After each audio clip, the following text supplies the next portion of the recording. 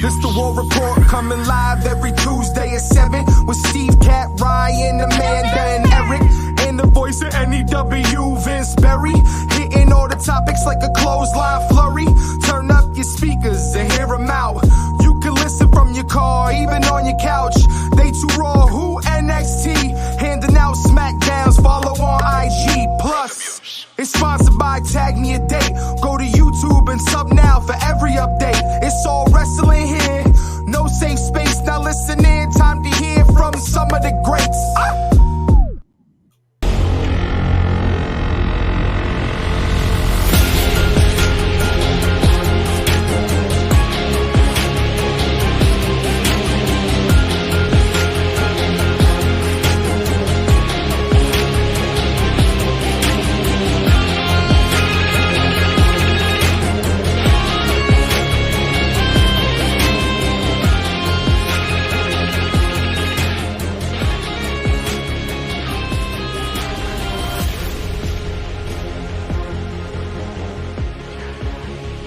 Well,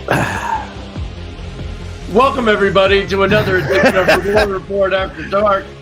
Steve, I will say this: a superstar was born at the Royal Rumble. If nothing else, Jade Cargill has arrived, and she put on a hell of a show. Welcome, everybody. We'll get into that, yeah. And we'll break it all down. Vince, what's going on? Well, Steve, here's what happens. We talk about this a lot, where we do our podcast on a Tuesday. Yeah. And then a whole lot of shit happens. And Yeah. then we have a lot to talk about because we don't just have the Royal Rumble to talk, which the Royal Rumble happened on Saturday, and then Raw happened on Monday. Riddle me this. Mm-hmm. Do we start with the drama or do we go into the Rumble? Well, actually, before you answer that question, I just want to check one thing, and I was correct. So hold that thought for 1 second before we decide which way we're going to go. David Roscoe over at YouTube. What's up, boys? I thought Bianca will win the Women's Royal Rumble. Yes, we are aware. You made that was your opinion very clear. I was pretty confident it was not going to be that way, and we'll dive into it, of course, as we get through. We have another Facebook user says hi. Tonight's going to be good. Autumn. Yes, Autumn. It's going to be good. Hey, Tara. Woohoo, Jade. Y'all know how much I love my Jade. And yes, she was awesome. So before where do we want to, do we want to go in order and what led up to? I think you need to, here, let me put it up here. So what do you guys want to talk about? And I know that's Amanda just from the puke.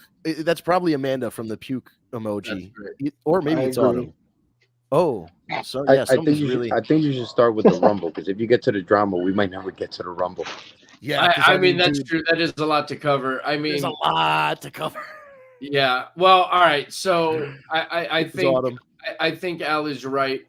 We should go right into the Royal Rumble. And I will say this, and I feel like I'm going to say this, and I said this last year. I was very excited for the Rumble. It's still always one of my favorite shows of the year. Last year, I was a little bit disappointed with the Rumble, and I have to say this year, again, I'm a little disappointed. And there's some highs and lows. But the Royal Rumble is, let's put it this way. A successful Royal Rumble to me is when an AJ Styles debuts for the first time, or Edge makes a return after 9 years and the fucking roof flies off the building, and they did everything right about keeping it secret and not getting it out there. So it was a true surprise. That's what you look for in the Rumble, and we just didn't get it. Yes. Did we have some, like Jade Cargill made her debut? Wasn't a surprise. We've been saying it for a long time. At this point, she's debuting at the Rumble, and she did. A surprise would have been Sasha Banks. A surprise would have been AJ Lee, who teased a picture with her wrestling boots on, but didn't show up. Like things like that would have put it over. Naomi, great surprise. but it was really not a surprise. We kind of knew she was coming. Yeah, 'cause she just lost. She put over Jordana Grace. Jordan Grace. Now And that was a nice little surprise. That was a legit was a nice- surprise. Right. That was a legit nice surprise, and she put on a great showing. But Awesome again, showing. outside of that, there was no big surprise. In the men's, there were no surprises. We got Andrade. We knew Andrade was coming. You Right. know, it's like it's not really a surprise. So I think there were some missed opportunities. But I think maybe we should start with in order, and we'll start with the women's. Bailey wins. I mean, I kind of went into it saying on the show last week I thought it was going to be Bailey. She did an incredible job. She really did. I think the women's Rumble was better than the men's. Yeah, but I mean that's like 100% agree with that statement. it is, but it's not like one was an A and one was an F. It was Well, like a C and a D or a B and a They C. were What I mean, they were both blah. right? Yeah, Is exactly. the word we're looking for. They're both mid, as one of the comments said. Yeah, I don't know, man. And my thing is this, right? Like, for instance, there's certain things we look forward to the Rumble. Like, for instance, me, Steve, and Money Making Mitch were together watching it. Right. And one thing Steve was very excited to tell Mitch was like, "Oh, wait till Kofi Kingston gets in the ring. He's gonna do some crazy shit, right?" So, like, if you don't want to surprise us, I get it. But the things that we look forward to that make the event fun and outside the box, even if a guy like that we know isn't gonna win, but he does something spectacular, like when Logan Paul and Ricochet slingshot off the top rows and clothesline one another. That's awesome. The we only have no thing spots like that. So like little things like that. If you were going to set us up to the point is, all right, you don't have no great stars coming in, at least give us some of what we're used to or what we want to take a look at. Because when you do things like that, it's very hard. Yeah, and one of the comments just popped it up here too. R-Truth showing up in the women's and the men's Rumble. If that's your highlight of both Rumbles, then what the like? But you got to even rewind because the art of R-Truth started when he picked his number and said, "Does this have to quarantine?" Which 19, and then he comes out during the game, and then even the footage from backstage, and then coming out from the and then the first ever hot tag in a Royal Rumble, like that was great, but I don't know, it was missing. You know, it's like we knew the final two were going to be Punk and Rhodes, and we knew the chances of Rhodes winning. See, so that was the problem, is that they've had all this stuff planned out for so long that it all seems so very predictable. Even the Bailey thing, as much as people were clamoring or hoping for other people to win that Rumble, if you were watching SmackDown, you knew Bailey was winning that Rumble. There was no question in my mind that Bailey was winning that Rumble, just because there was a story there with her and Damage Control, and you know the champion is in her faction and then they can turn on her. It's a very easy thing to do. And then the Cody thing is like, well, first of all, Punk tore his tricep taking a Future Shock DDT, still worked the rest of the Rumble, but didn't win. Cody won. I think that was probably always the plan. I don't think it was like Punk was going to win and then he got injured and they called an audible. I think Cody was just getting his second Rumble no matter what. But again, for me, it's just that's predictable. Like it's just he didn't even, he points to the WrestleMania sign, then immediately points to Roman Reigns, and then last night Seth Rollins has to come out and basically beg Cody to challenge him at WrestleMania. Like that's pathetic.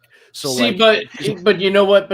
But in a way, so now that opened up where if they did want to do Rock and Roman, now you've already planted the seed for Cody to pick Seth and go after that belt, and now leave it open for Rock Roman. So which would be fine too. Right? I still think that would be. I know they've already sold all the tickets, but I think that would be it's WrestleMania 40. The Rock should be there. Would Damian use the Money in the Bank briefcase at WrestleMania if it's Rock Roman? It's very possible. No matter who it is, he's going to use that briefcase. Yeah, if he doesn't use it, isn't Money in the Bank the next pay-per-view? So he's like already out of here. He has to use it pretty soon. Or he could use it the Monday after WrestleMania. That's always Right. Which is Because that's always a big Raw. It's or always supposed- a great time to have a surprise then. I'm sorry, but I don't give a shit about Punk. I mean, listen, whether you give a shit or not, the last thing you want to see is somebody who finally comes back to now have an injury that's going to keep him out for 4 to 6 months. Yeah, but bro, like this is it shouldn't. Here's the problem: a lot of people aren't watching AEW, so they don't understand the CM Punk experience in the modern era. He's comes back. You get a lot of hype. He cuts a great promo, and then he goes out there, gets gassed in 5 minutes, and then gets injured. And then as soon as he gets better, the process repeats. He did it like we were talking. I don't know if he had more surgeries or suspensions during his time with AEW, but they were pretty damn close. And the combined number of suspensions and surgeries might be more than the number of matches he actually wrestled in those last 2 years. But I don't know. But it's just it stinks. But I don't know what you guys were expecting. What were WWE fans expecting from CM Punk? I saw it happen. I watched it with my own 2 eyes the last 2 years. Did they think he was going to be out there doing fucking moonsaults? I mean, I think he did what he needed to do. It just sucks that he got injured. It's definitely getting the crowd, hyped up. And I mean, he's still going to make money for the company. And if they were smart, I think you keep him now off TV until he's healed. And then have him make another big return. And they wrote him off with the Drew thing. Right. He'll be the next one to finish his story next year. And now this year it's about Cody. How did he not cash in after the Fatal 4-Way? That is a great question. How did he not cash because in he's after dumb. the Fatal 4-Way? Apparently the whole story is that Damian Priest is like functionally retarded because he's had this briefcase and he's had 2 different champions at different times be injured or knocked out or whatever.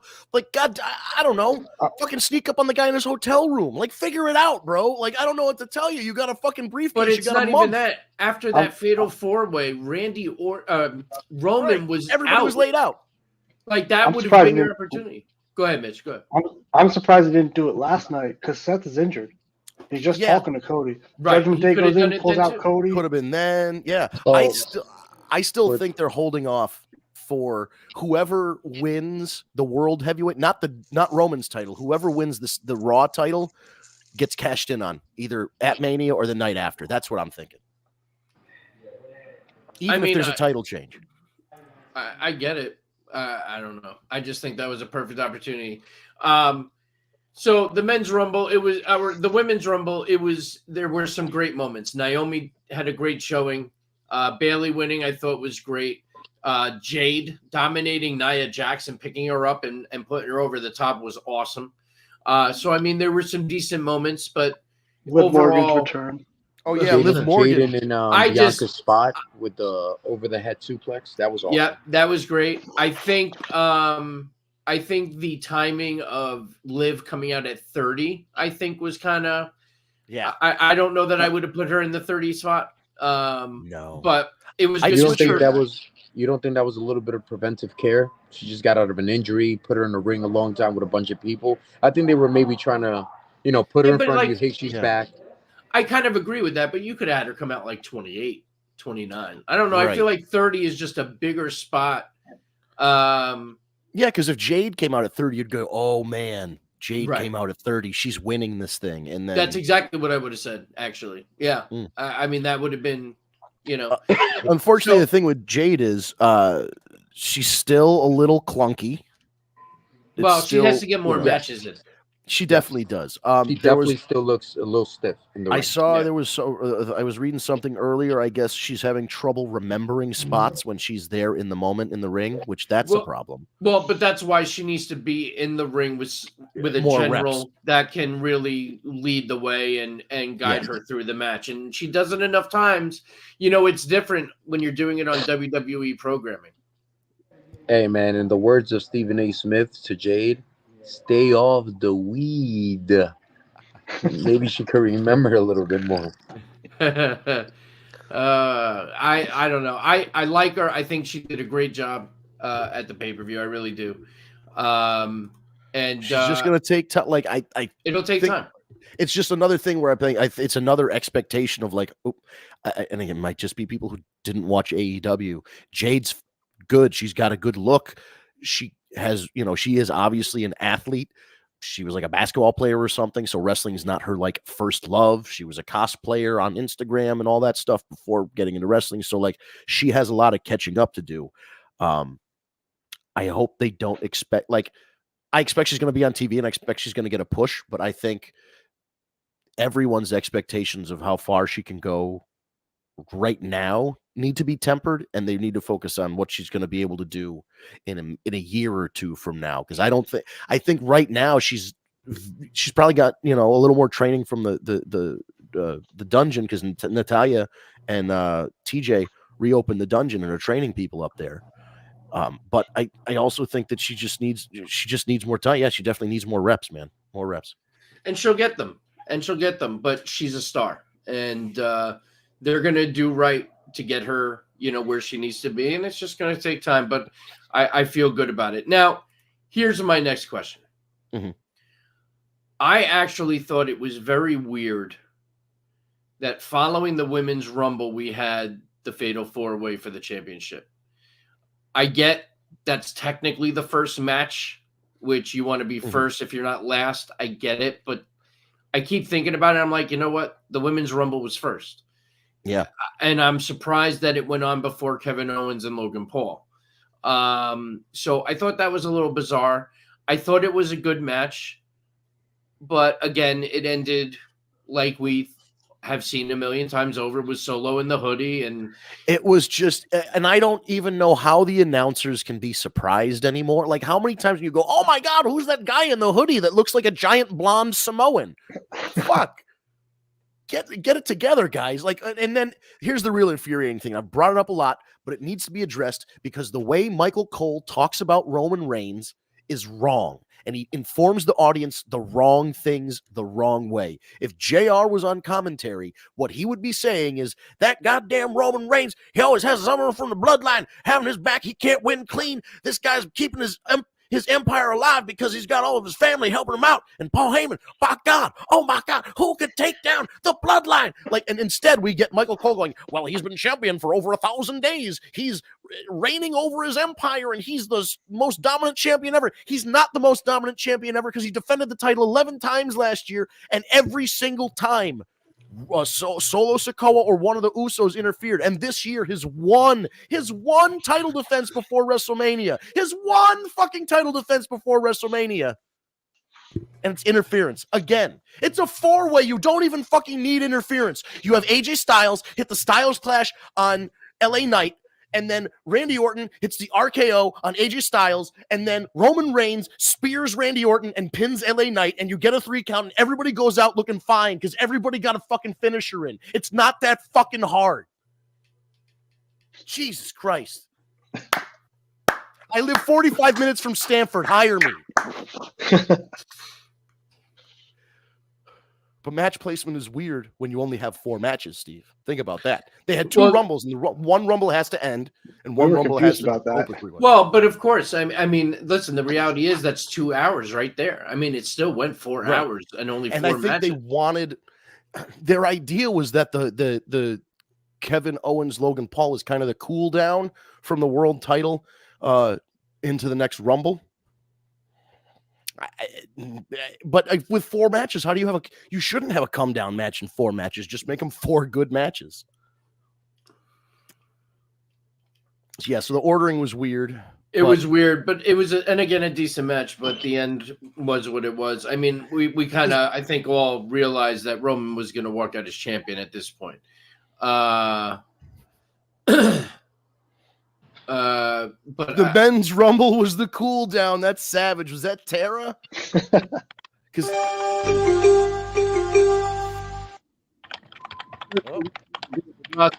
LA Knight, W Undisputed. So he always almost wins. That's part of the problem.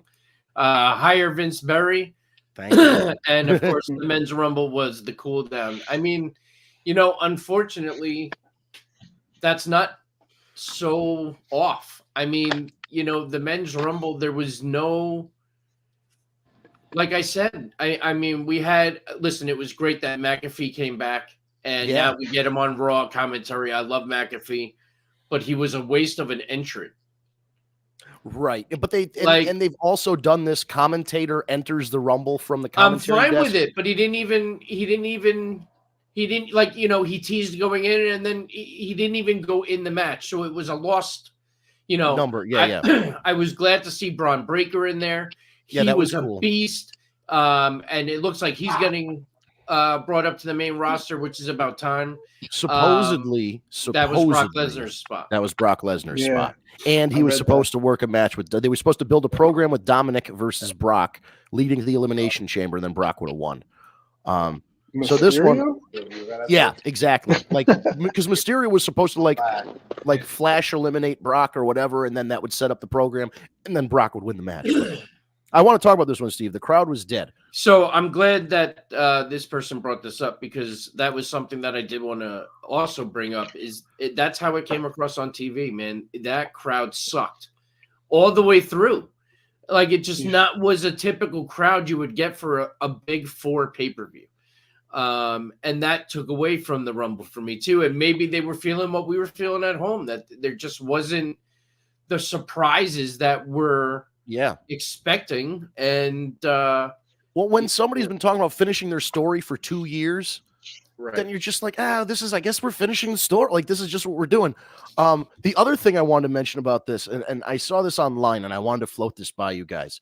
One of the people, one person said it, and then several people commented that this was correct. Yes, Braun's push is way overdue. I agree. Braun Breaker should have been on the main roster after he dropped the NXT title last year. But what I'm saying, on Reddit, one of the comments was, none of the crowd knew how to react when they heard the entrance music, because all of the new entrance music is so generic sounding that there's especially at the beginning.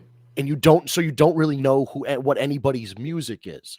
It's not like the glass break. Oh, you didn't know if you smell dong, all kinds of shit. Like, everybody's got, the Y2J countdown. Everybody in like the 90s and the 2000s had like a thing. Even like Kurt Angle's metal, like, it was something that you knew right away, caught your attention. And all this music is just like fucking elevator music, dude. Right. No, it's true. Well, it's definitely not Jim Johnston. That's for sure. No, it's definitely not Jim and the CFOs. There was a licensing thing with the CFOs. Now it's Def Rebel, who's fine, I guess. But I mean, Def Rebel, he makes like fucking 30-second loops. Like, they're for Instagram reels or something. I don't know. Oh, yeah. So I guess Braun's pushed because of what happened with Rick Steiner at that convention, having the altercation with a trans woman. Yeah. Oh, he was definitely getting punished for his father. Right. I mean, for sure.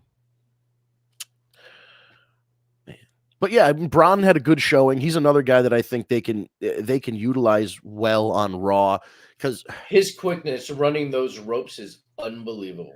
Because here's the thing I'm thinking, and I know that if Cody wins the title, all the guys, the usual suspects, will challenge Cody, but they all lost to Roman. And if Cody beats Roman, Wrestling Math says that Kevin Owens, Sami Zayn, the Seth Rollinses and LA Knights of the world, and the AJ Styleses and all those, and Randy Orton's, they're going to run those back with Cody, and Cody's going to win. And they don't. To me, there might be 3 main eventers in the company: Cody, Roman, and maybe Seth. Maybe Drew, we can say 4, but on the men's side, it's like they have a lot of very high mid-carders, but I can't, because Damian Priest should be a main eventer. He's got the Money in the Bank briefcase. He's not. Like, there are a lot of guys. Kevin Owens, you should say he's a main eventer, but realistically, he just lost to Logan Paul for the fucking U.S. title. So we know he's not. Sami Zayn and LA Knight should be main eventers, but every time they're in the main event, they lose. So, like, that's the Roman effect. Right. Logan's going to win one of those championships. Yeah. It's very, I mean, listen, Logan Paul winning the big belt, the Seth Rollins belt could very well happen. But I'm just saying, it's just to me, they need guys like Braun, and then they need to elevate them to the main event level, because I don't know who's challenged. Like, regardless of who walks out of there with the world title for SmackDown, Cody or Roman, who's challenging for the title? All of the top guys he just beat 3 guys on Saturday. They beat 3 more guys. There's no challengers left. Well, I think you're going to see too. Just remember, once you get to the first Raw and SmackDown after Mania, you know, you usually get some call ups, you get some debuts, trades. Like we could see Trick Williams hit the main roster. He's been hot. Mello's already up, right? They already really brought Melo, yeah. So he's kind of working both, but he's That's up. good. So we got to see where it goes. But first, we got to get to Mania. Can I tell you? I used to work with a skinny little guy called Christian Casanova. That was an a Michael Jackson impersonator, and he used to do the moonwalk, and he'd walk to the ring to the song "Dirty Diana," and he had a little fedora and a little glittery glove. And I'm like, where is this kid going? What the fuck is this? And then flash forward like 7-8 years, and he's Carmelo fucking Hayes. And I'm just very happy to see how he evolved from literally doing the moonwalk in the ring and then just getting body slammed by because he was so skinny. He would just come into like rumbles and they just throw him. And I was like, this kid's going nowhere. And I'm glad, like, who knows? It's just so weird to think. The things that led him from those little shitty shows that we were working to him being where he is on the main roster. It's very, very cool to see. Yeah, it's definitely very cool. Yeah, I mean, so yeah, for audio only, they need more heels if Cody has the title. That was a comment that came in. Yes, which I mean that's valid too. So that was pretty much the Rumble, but overall, it was not one of the best Rumbles, you know. Yeah, it was like, and that's kind of been the trouble with especially if you have a direction that you want to go for WrestleMania that's very obvious, like Cody winning, and you could throw a roadblock in there and make Cody win the Elimination Chamber instead, or have like a beat the clock challenge on Raw. You know, there are a lot of ways to get somebody to a main event at WrestleMania. It doesn't have to be through the Royal Rumble, but I mean, this is the way we're going. Regarding this heels comment, more heels if Cody has the title. I'm not looking forward to a rerun of John Cena's 2006 babyface run, where every month it was a new heel and they jump him. And oh my God, Cody's the underdog and the American Nightmare possibly come back from these insurmountable odds. Oh my God. And it's like, okay, we're going to hear this ad nauseum until next year at WrestleMania when somebody else wins. And I have to change my opinion on Melo. When he was in NXT, I didn't get the hype, but I'm a fan now. Yeah, and that's the thing. Like, I don't want to criticize the guy. I saw him when he was like a year or two into the business, and I was just like, oof, we need some work here. And you know what? That just goes to show you how putting in the work and putting in the time and learning your craft pays off, where you can go from literal shows in front of 25 or 30 people, literally that small show, to fucking the main roster of WWE. So just work hard. It's amazing. So that was the Royal Rumble. Now we're on to the Elimination Chamber, and then we're on to WrestleMania. Do you want to talk about Raw before we get into the lawsuit thing? Because I figure Raw, you can probably breeze through Raw pretty quickly. I was going to say Raw shouldn't take very long. So we had Punk come out and officially announce his injury. So Punk is gone. That was quick. And obviously changes things. Yeah. And we got to see where they're going to go now. They did tease, as we stated, Cody versus Seth at Mania instead of Roman. So we're going to have to see where that goes. Raw was okay. I mean, R-Truth was gold again. Yeah, but I mean, they had a good thing, and it came to an end. I mean, I was a little disappointed. I would have liked to see this thing with Judgment Day go to Mania. You know, David Roskin wants to know why Tara's not here. I believe Tara is here. She's one of the Facebook users, I think, because listen, I'm not a genius at this stuff. I don't know how we can get everybody's names on these things to show up. I don't know if it's a setting that we have to push or they have to push, but it just says Facebook user for Facebook. But I know that Tara is definitely one of the Facebook little shadowy faces down there when we put up the comments. So I'm glad that David's so concerned about Tara. That's very cool. And she's here. There we go. Mitch, go ahead. Mitch. I was going to say, do you think that R-Truth and The Miz now challenge Finn and Damian for the titles? Absolutely. Yep. Do they Yeah. win? It's you know what They the should. fact that the fact that R-Truth is the #1 seller in merch, it's a very good possibility that they put them put the titles on them. David Terra says hello. So yeah, so it'll be interesting to see. I also did like the Becky Lynch promo, and then Rhea and Nia basically dismantling, or no, it was Bailey, I think. Yeah, Rhea. Yeah, and then I like that whole altercation with Nia. Obviously setting up Nia and Rhea for Elimination Chamber, which makes sense because Rhea's going to be home. So she's got to get a win there. So Nia's not going to be winning the title. Oh, good Lord, no. No. I don't. Is there anything else big that I'm not thinking of? Bronson Reed had a match with Kofi Kingston. Or no. No, Jay Uso. Jey Uso and Gunther fought Kofi Kingston. Yeah. I heard that was a good match. It was. Gunther's just incredible. He's amazing. From the year I've been watching, he's fucking crazy. He's a monster. He is an absolute monster. Yeah. But yeah, I mean, Raw was okay. Again, it wasn't anything crazy, but they had some good matches. I didn't really care about Sami Zayn and Drew McIntyre in the main event. It was a good match, but it doesn't. You're right. I don't feel like. What are the stakes to this main event matchup on Raw? Just to have a good old, yeah, right. I think Bronson and Jay would have been better.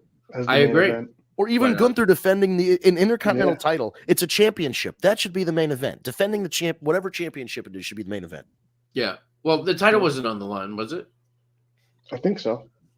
I don't remember. It was Gunther in a non-title match. Okay, that's maybe it was for the title. I think it was for the title. It might have been for that. I don't even fucking remember. Yeah. All right, so we should get into it. We have about half an hour left, and we found out even more scumbag news about Vince McMahon. It's just amazing to think that this is the first time in history a McMahon has no affiliation with WWE. Zero. Yeah. For the first time. Let that sink in. Like that's in a century, basically. Right. Like that's crazy. But if all these allegations are true, which quite honestly, we have no reason not to believe them at this point, he should never have any affiliation with WWE ever again, even if it is basically what he created at this point. But yeah, it also it puts a lot of the storylines that went on TV back in the 90s in a different light. Well, not even just the 90s, dude. Like in 2006, if you remember, there was a time when Vince was accused of exposing himself to a woman at a poolside thing at a country club or something like that. Like she was a waitress and he was like making passes at her. Or touching her inappropriately. That's what it was. So then the next week on Raw, Vince booked Mickie James to get someone arrested for touching her inappropriately, but she was a heel, so she lied. So the guy didn't really do anything wrong. And it was a week after he got accused. So in his mind, he's like, this is how I'm going to show him I didn't do anything wrong. This is really how it happened. What happened? Okay, wait, what happened? Let's back up to either Thursday or Friday of last week, shortly before the Royal Rumble. There is a woman who came forward via her attorneys who is filing a lawsuit, no criminal charges as of yet, but is filing a lawsuit against Vincent Kennedy McMahon for sex trafficking, sexual assault, various things. Basically, he met her at their apartment building. He met her in public somewhere and started chatting her up, and then offered her a job at WWE that she was not qualified for an overinflated salary under the exchange of sexual favors. So she was basically hired by WWE to do a fluff job in the office, and then she was having sex with Vince McMahon. And then Vince was like, well, if you're having sex with me, you've got to have sex with some other people. This is all allegedly. One of those people is John Laurinaitis, and that Vince McMahon and John Laurinaitis would frequently swap partners or have three-ways. The woman alleged that during the middle of three-way intercourse, Vince McMahon took a shit on her head. She alleged that Vince McMahon has both black and white sex toys. The black toys he names after black WWE superstars, and the white toys he names after white WWE superstars. And the other alleged thing is that Vince McMahon offered Brock Lesnar sex with this woman in exchange for him re-signing his 2022 WWE contract. Now, the reason all of this is coming out is that after the relationship ended, she signed an NDA. This woman signed an NDA with Vince McMahon, and that she was going to be paid to the tune of $2 or $3 million in order to never speak about this publicly again. Vince made like the initial payment and then did not follow up with his regularly scheduled monthly or annual, whatever the payment structure was. Vince McMahon made like 1 or 2 payments and then stopped paying this NDA. She alleges by not paying, Vince broke the NDA, and now she's coming forward. So she's trying to sue to get the rest of the NDA money, and probably, emotional damage and all the other stuff that you sue for in a lawsuit. Damn. And that's kind of where we're at. There has been notice made. The lawsuit has been filed in a court of law, and now, Vince McMahon is potentially in some legal trouble in terms of this is a civil lawsuit, so it comes down to dollars and cents. But the problem is during the discovery period, if they find that any of this violates any sort of law, whether it's regional, state, or federal law, then they're compelled to press charges in a criminal sense. Aside from that, aside from all of that, people within WWE, this is like a 67-page thing with screenshots from like lewd, awful text messages. Next week when we have more time, I think I'm going to read them out in my Vince voice. But they're wild.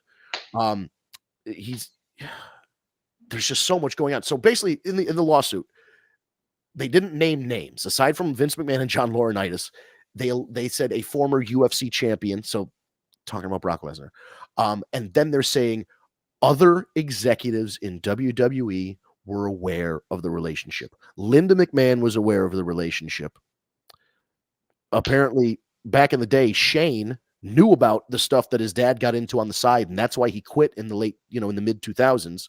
Stephanie stepped away because her dad is out of control. She always knew about it, but I think she was staying at the company to keep it together. And now that it's sold to some other corporation and it's not a family business, she's out.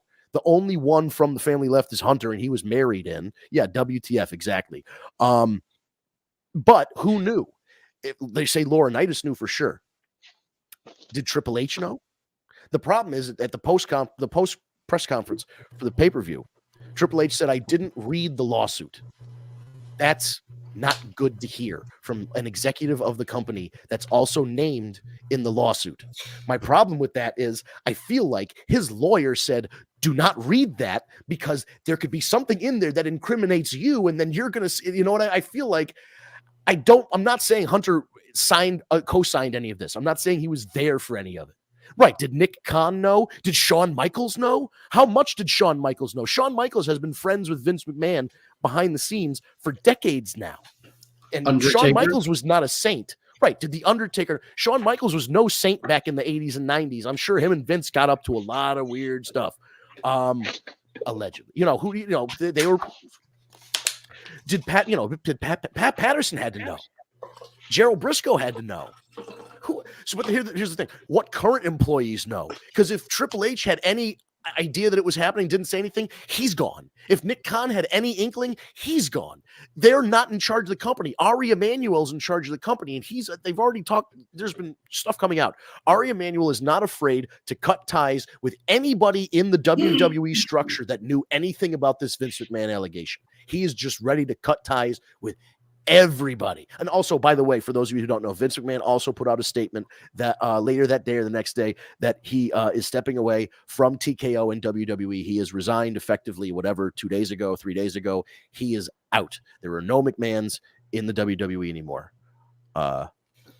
Yeah. On a whole other note, Vince is out of the company for a few days, and WWE already acknowledged another company on one of their biggest shows. This could be the beginning of a great new era. I happen to very much agree. In fact, I'm hearing that we might be seeing more crossover with TNA, and they have some great talent. So that could be pretty interesting and fun to watch.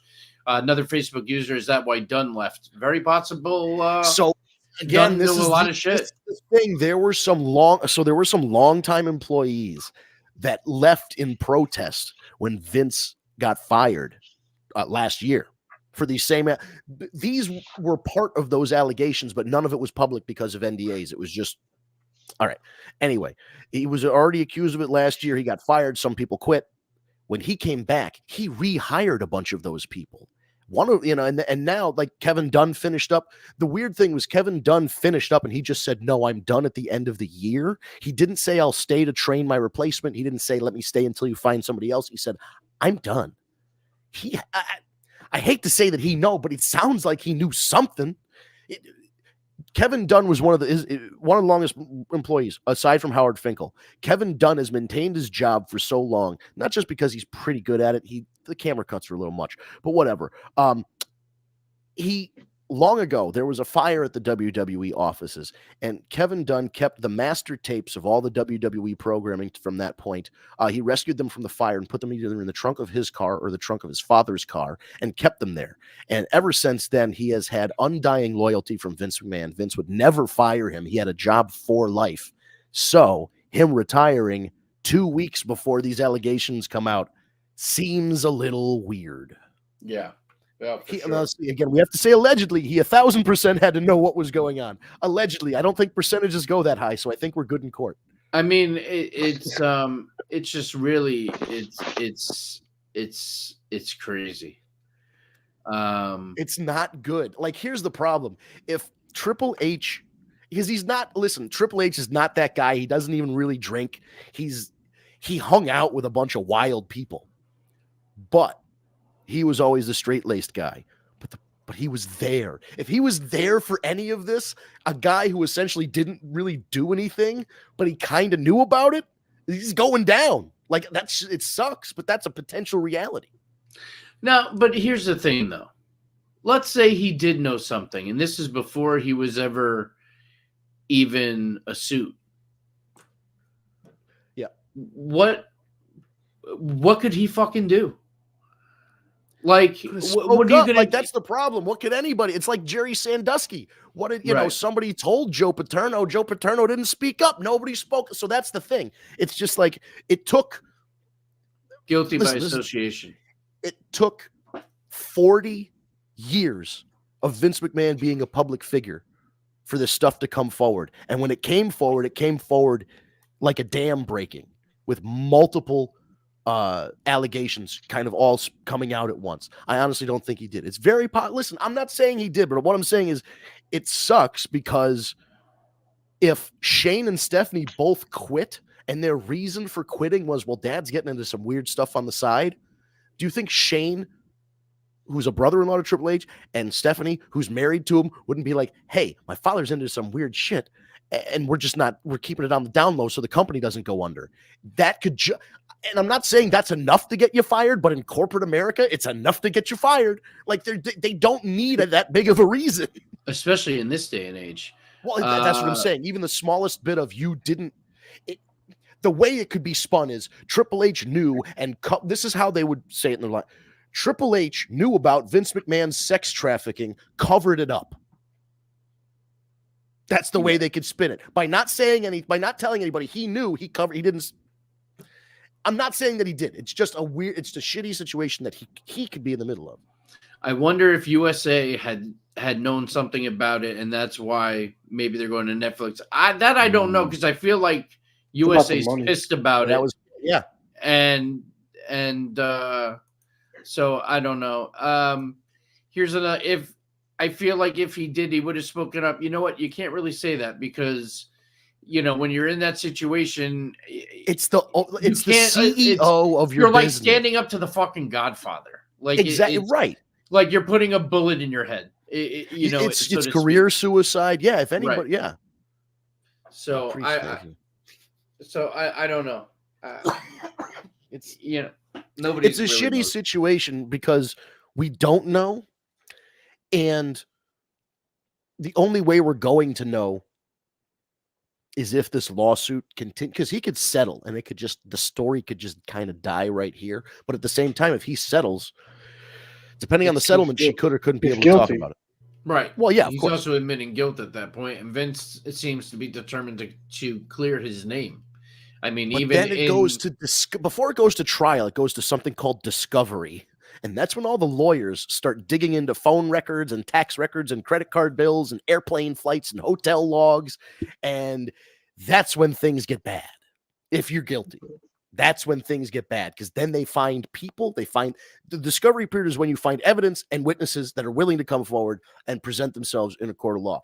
And God, at this point, they could have witnesses going back 40 years. They could have witnesses going all the way back to when Vince was just in charge in 1984, 1985. It's who knows? We don't know how far back this goes. Because Rita Chatterton, was she a ref or was she a ring announcer? Rita Chatterton. I think she was a female ref. She left. There was some sort of scandal. She alleged that Vince did some stuff and he said he didn't, and there was settlement, So there were stories back in the 80s about McMahon doing this stuff. It was out there, but maybe nobody really knew how bad it was. And he did do it to himself. Whoever said that in the comments, he did it to himself. I mean, I don't think he. I don't know. It's just crazy to me. Because reading.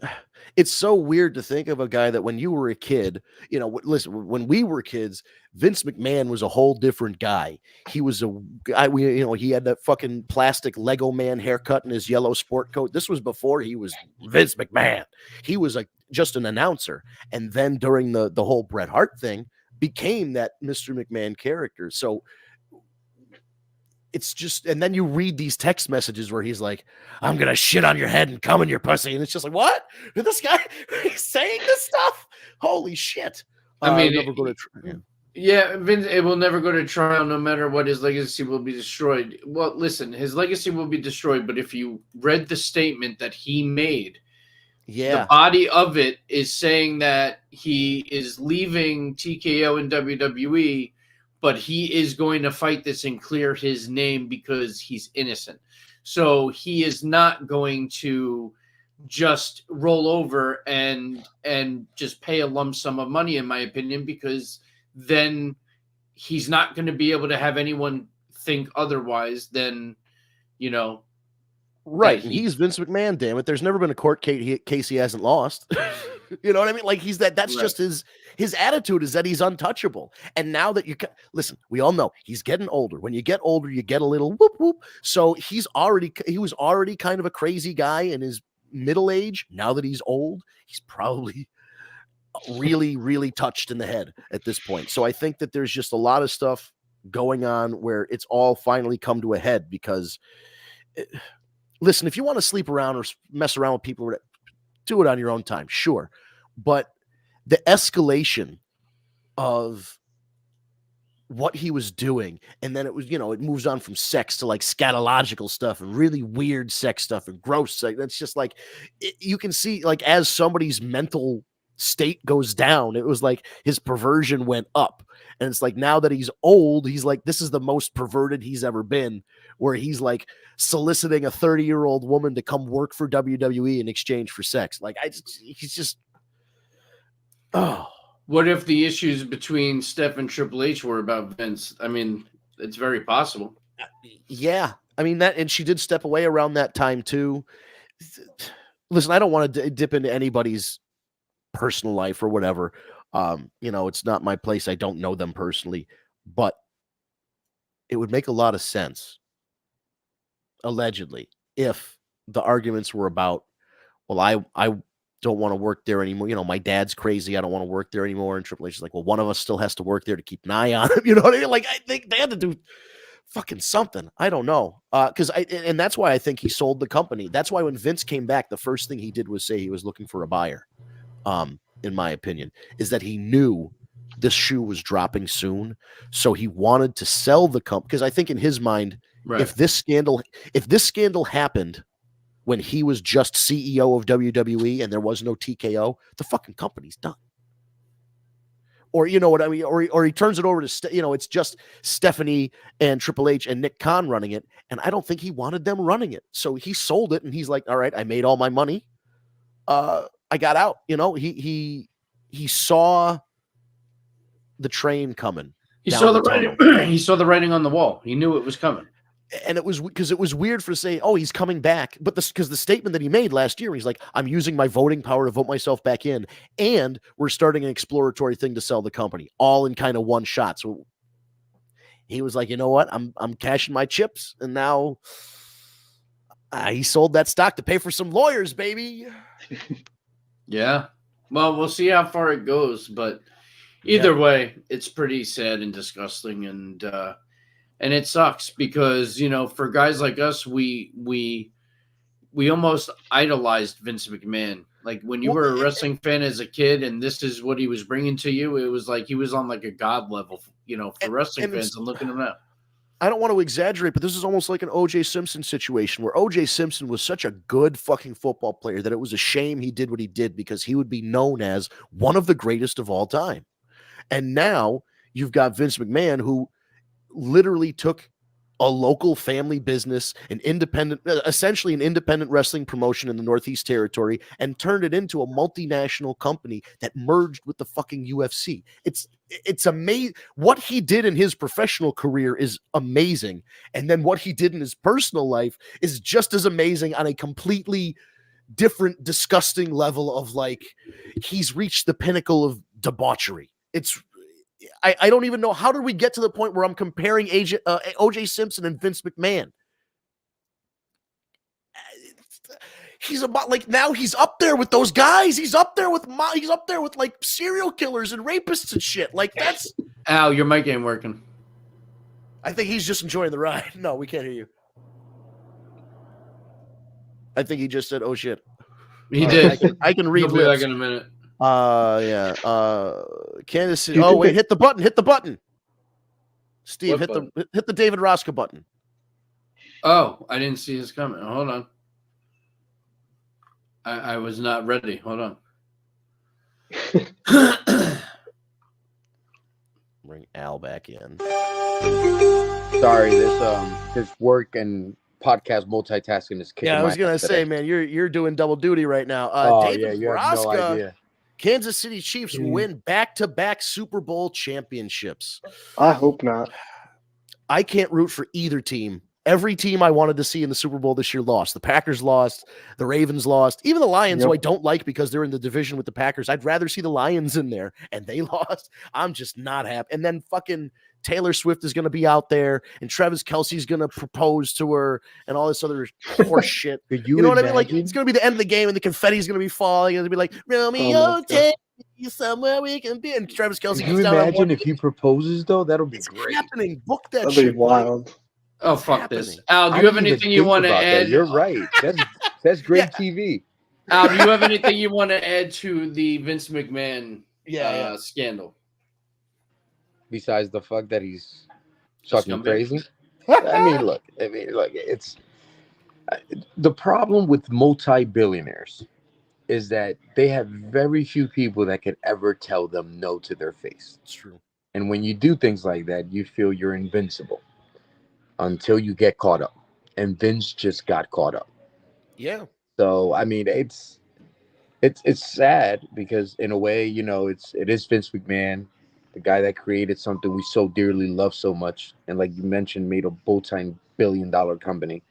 But again, he's just a dirty old man. And he has some skeletons in his closet, and they came out and with some skeletons. There were some skeletons. Yeah, there were some skeletons. Yeah, they were. Yeah, there were. Do you think that's why they hired The Rock on TKO? I just asked that. Was that his replacement? I was just going to say that. Was that his replacement? Notice how in that picture when he's in the boardroom, he was sitting at the head of the table. Just saying. Yep. I mean, listen, they're teasing. That's the fuck with Roman. It's happening. I mean, it's that match is whether it's happening at this year or next year. The shit's happening. Dude, if that shit happens next year, does that mean Roman? Now, well, he doesn't need the title, but I'm like, holy shit! If we wait a whole other year with 11 matches a year, I might fucking kill myself.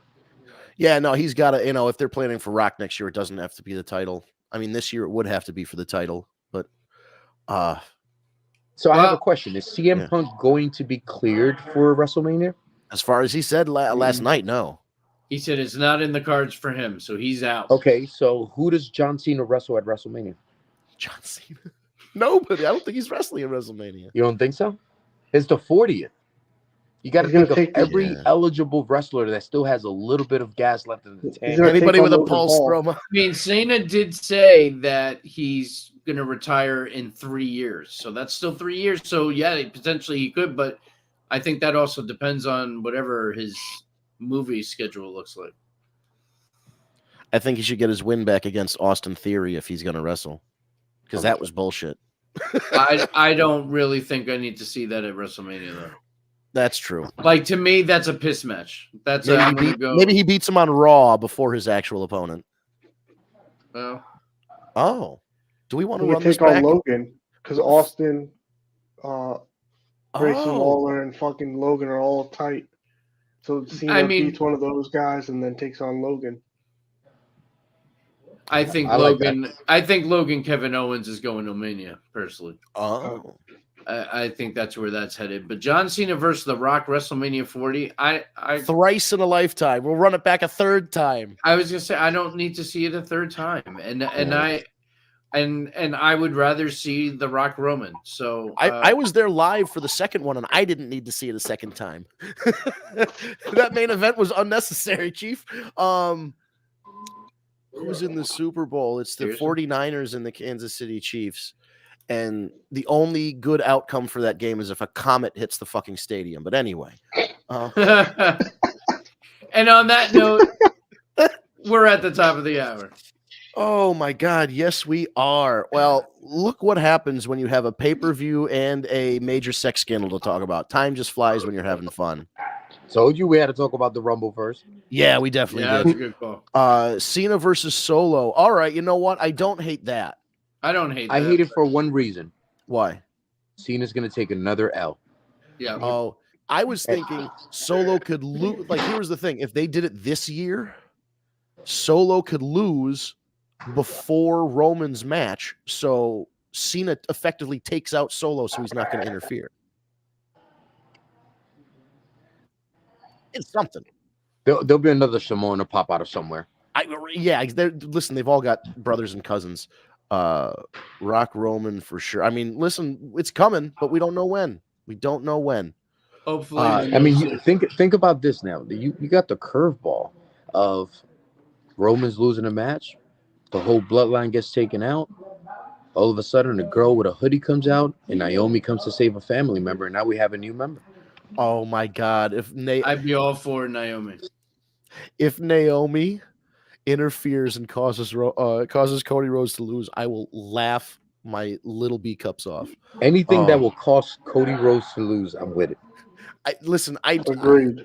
I just He's think annoying. One of the comments online was Triple H has the opportunity to do the funniest thing and make Cody lose again. That'll be or the biggest even if he wins it and the biggest fuck you. Damien cashes in right away, that would be just as bad. Immediate cash in would be That's so what I was big. gonna say. It would be It would be the big fuck you. Immediate cash in. Because he will technically be a one-time champ, but might be the shortest champ in history. Right. Which would be hilarious. That would be something else, because then it would really be the Rhodes story of, oh, you get so close and then you get pulled back. This time he reaches the top of the mountain and he's immediately pulled down. I was called when I talked about this a couple weeks ago when it was Seth and Punk. I thought Punk would win against Seth, win that title, and then Damian would cash in on Punk for the same kind of thing. I thought the same thing too. Either one, I think anybody that goes for the WWE Heavyweight Championship, that is going to be the final result. The cash in the same night, capitalize, get the big pop, keep it moving. Yeah, only because when you think about it, when on night 2 of WrestleMania, when the last pyro hits, is the image you want in your head? Can you picture The last thing being all the fireworks going off in the stadium and Damian Priest standing there with the title and the briefcase and both Roman and Cody on the ground. As long as Rhodey's crying, I would love to see it. As long as Rhodey cries, I would love to see that. That's funny as hell. All right, looks like Steve had to peace out, but we'll do our little sign off here. Mitch, any final thought? I mean, I know you're so new to this that Vince McMahon's sexcapades are probably a little much for you, but what's your take on all this? Well, I figured that's why The Rock was hired to kind of take his place, because I watched it when I was a lot younger and Vince McMahon was there, so I knew he was been there pretty much the whole time. And The Rock is the new face of the franchise because the merger and everything. And I think it's Vince a good PR move.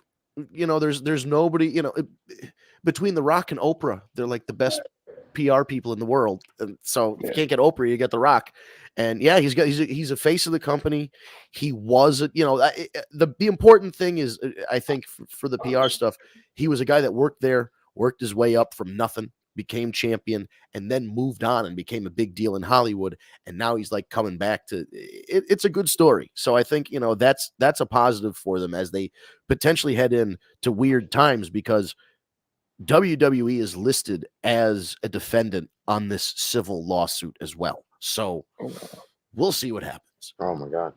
Yeah. That's crazy. Yep. So if it settles, it settles. But if it doesn't, then we're in for a ride. But I want to thank you guys for tuning in tonight. Mitch and Al, thank you for coming on. It's nice to have you guys. Mitch, it's good. It's been cool to have you come on the last month or so. You've passed. We're not going to kick you out randomly. Welcome home, Mitch. Yeah, exactly. And then Steve, I think had to go, so I'm just going to do the sign off. Yeah, that's the text message I just got. So thanks guys for tuning in. We're here every Tuesday, 9 p.m. on Eastern time. We're all over the internet streaming. We're streaming on YouTube Live. We're on Twitch. We're on Facebook. We're on Twitter /X. Where else we are? We're at Steve's LinkedIn. We're on my Facebook. Kat says Zoe Stark for president. Of course, you said that after Steve left. You had to wait for Steve to leave to get the end. Right now, he's not going to know. He's screaming at his computer right now. He's going to have to watch. He's going to watch the replay and then send a text to the group chat. I already know. Getting kicked out is my job. Yeah, and you haven't been kicked out yet, Kat. So fortunately, but yeah, we're streaming all over the internet. Most of it's at Tag Me a Date. Tag Me a Date. It's all one word, no spaces. That's Instagram, that's TikTok, it's Twitter, Facebook, everything except for the Twitch. Twitch is twitch.tv/War Report. That's also all one word, WARREPORT. You can add us as a favorite on Twitch. You can subscribe on YouTube. That's also just Tag Me a Date. Put that in the search bar. You can hit subscribe and hit the bell. And if you prefer an audio version of this podcast rather than the video streams, you can go to your favorite podcast app and just look up the War Report, look up Tag Me a Date. You'll see the graphic. There are a couple wrestling podcast called The War Report. So just look for the one that has our graphic, and the description mentions Steve and Vince and all the regular cast of characters. And you'll hit subscribe, and that audio version will be delivered to your tablet or mobile device about an hour after the program goes off the air. Ryan is nice enough to grab the audio for us and throw it up there. And then you can listen to it. You can take it with you in the car or wherever you are throughout the day that you need to be listening to some new podcasts. And just want to thank all the guys in the chats, the guys and the ladies and everybody else. David, of course, Tara, thank you very much. Kat and Autumn, thank you. I don't know if Kevin was in there because I just see Facebook users, but Kevin might be in there. So thank you, Kevin, if you were in the chat tonight. And Ryan, of course, thank you for checking in. And that's it. And if you want to be on the comment list and you want to drop in and have your comment show up on screen, ask us a question, whatever it is, just be sure to be here live, 9 p.m. Eastern time, next Tuesday for the next edition of the War Report. Tell your friends, spread the word. If your friends are looking for a new wrestling podcast, send the link over. If they're not looking for a new wrestling podcast, send it on over to them anyway. Make them listen to it. We would love to have more people in the live chat and have the conversation go around. We love getting comments. And one last thing, if you are awake on Eastern time for morning radio, 7:20 on Friday morning, I will be on 99.1 WPLR with Chaz and AJ. So if you're in Connecticut, you can get it on the radio. If you're not in Connecticut, type in WPLR.com.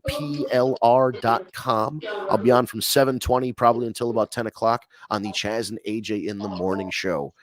So I'll see you guys then. And then if I don't see you then, we'll see you Tuesday, 9 p.m. Eastern time for another edition of the War Report. Thanks so much, everybody. Have a nice night. Bang, bang.